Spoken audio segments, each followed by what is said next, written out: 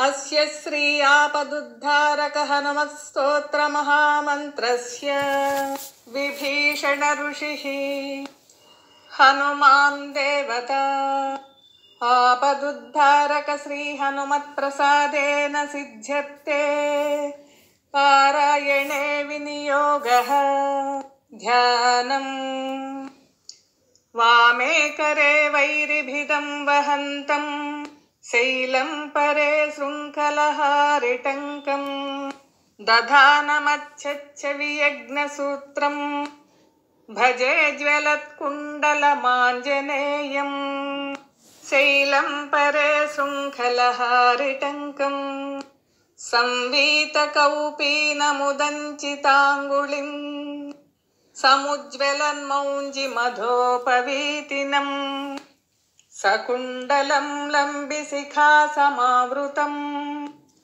तमाञ्जनेयं शरणं प्रपद्ये आपन्नाखिललोकार्तिहारिणे श्रीहनुमते अकस्मादागतोत्पातनाशनाय नमो नमः।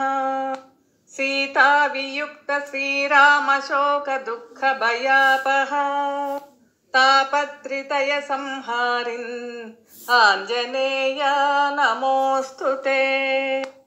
आधिव्याधिमहामारी ग्रहपीडापहारिणे प्राणापहत्रे दैत्यानां रामप्राणात्मने नमः।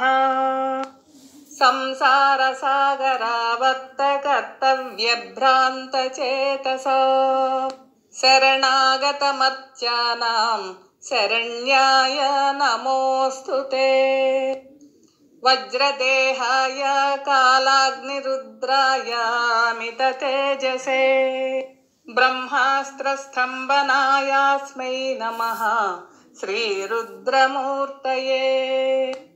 रामेष्टं करुणापूर्णं हनुमन्तं भयापहम् शत्रुनाशकरं भीमं सर्वाभीष्टप्रदायकं कारागृहे प्रयाणे वा संग्रामे शत्रुसङ्कटे जले स्थले तथा आकाशे वाहनेषु चतुष्पथे गजसिंह महाव्याघ्र चोरभीषणकानने